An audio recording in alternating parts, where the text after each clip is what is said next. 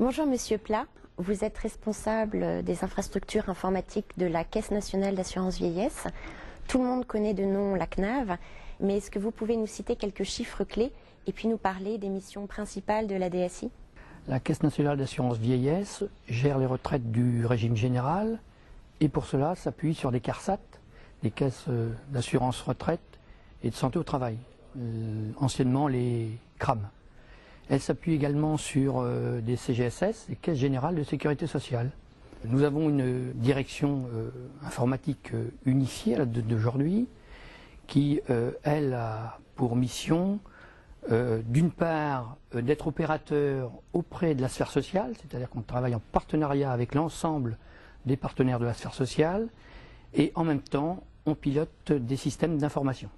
Donc nous avons depuis maintenant 2 ans réduit les centres informatiques, un petit peu comme partout d'ailleurs, et nous avons 2 centres de production, un à Lyon qui gère la retraite, et l'autre sur Tours, là où je travaille, qui lui est plutôt chargé des relations avec la sphère sociale et est détenteur de nos systèmes d'information.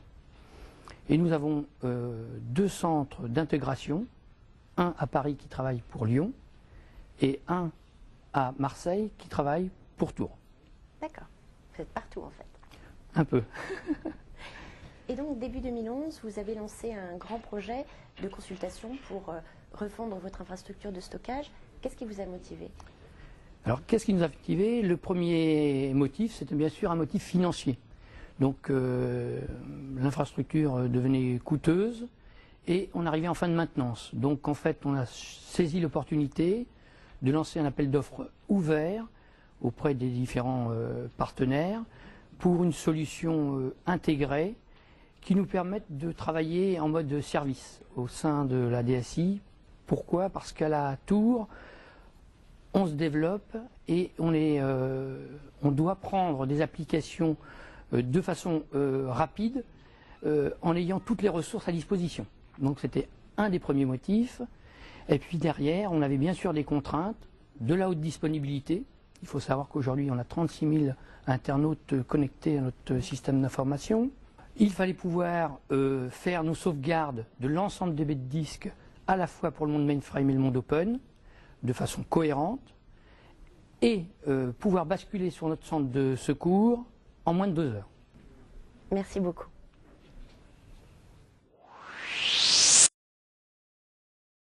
Bonjour Christine, tu es l'avant-vente chez Hitachi Data Systems qui a construit notre proposition à la CNAV. À la lecture de l'appel d'offres, tu as proposé la solution Hitachi Virtual Storage Platform.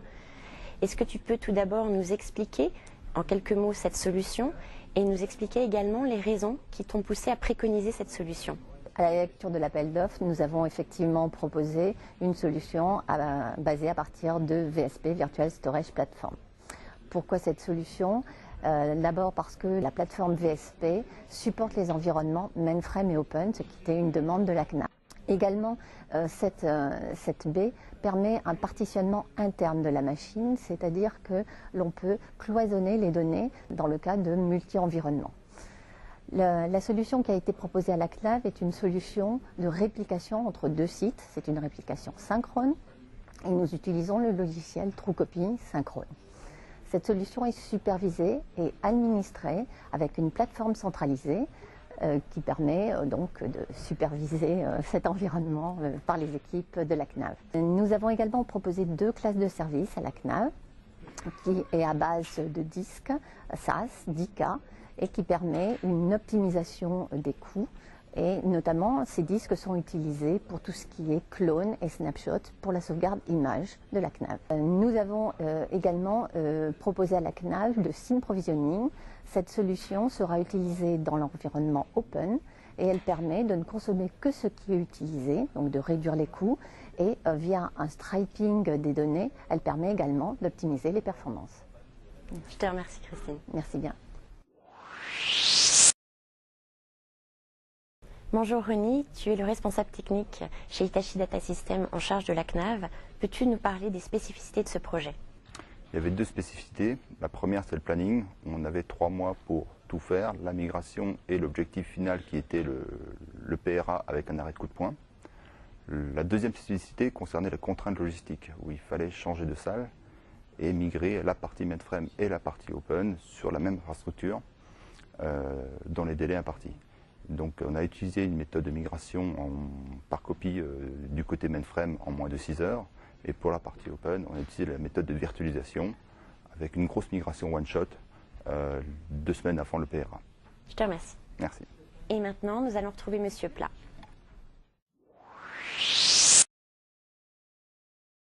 Et pourquoi avez-vous sélectionné Hitachi?